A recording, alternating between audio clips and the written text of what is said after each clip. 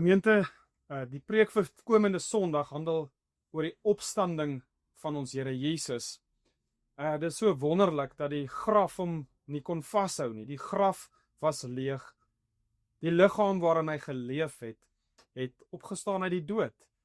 Hy het opgestaan uit die dood. En weet julle, dit is die diepste rede vir hoekom 'n Christen met hoop kan lewe.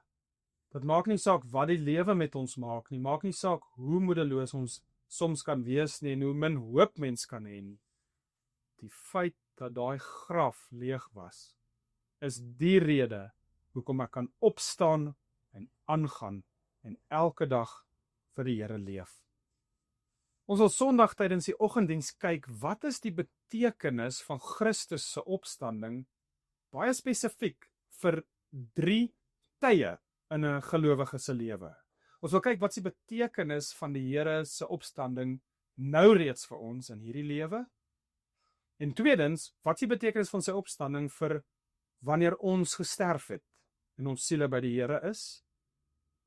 En derdens wil ons kyk, wat is die betekenis van sy opstanding vir wanneer Christus weer kom? Ons wil ook aan die ander kant kyk, wat beteken dit vir mense wat nie in Jesus glo nie? Wat beteken sy opstanding? Wat is die implikasies van sy opstanding vir mense wat nie in die Here glo nie, ook in daardie 3 tye? Wat beteken dit vir hulle nou reeds in hierdie lewe?